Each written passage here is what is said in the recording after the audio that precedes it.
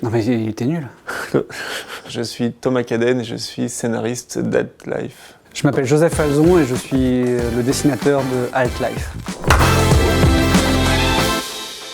C'est l'histoire de Josiane et René, les pionniers de la migration de l'humanité dans un monde entièrement virtuel. Ça se passe dans un futur proche où le monde est devenu inhabitable. Dans le premier, on suivait leur exploration dans un monde où tout est possible, où tous leurs moindres désirs peuvent exister. Donc les deux personnages étaient très différents, c'est-à-dire que René se posait beaucoup de questions par rapport à toutes ses possibilités, ça lui tuait toute sa libido. Josiane, au contraire, profitait de tout ça à l'excès. Le point de départ du tome 1, c'est quand j'ai montré à Thomas mes carnets qui étaient remplis de dessins automatiques avec plein de personnages les uns sur les autres enchevêtrés. Chaque fois que je commençais un dessin, je savais pas où j'allais. Puis à partir de ça, Thomas a écrit un scénario. Dans ce tome 2, le monde qu'il a créé est en danger parce que une force destructrice menace cet univers entier. Il se trouve une élue et il va essayer de suivre et d'accompagner cette élue pour sauver le monde qu'il a créé. Là, j'ai choisi de faire en sorte que les paysages, les décors soient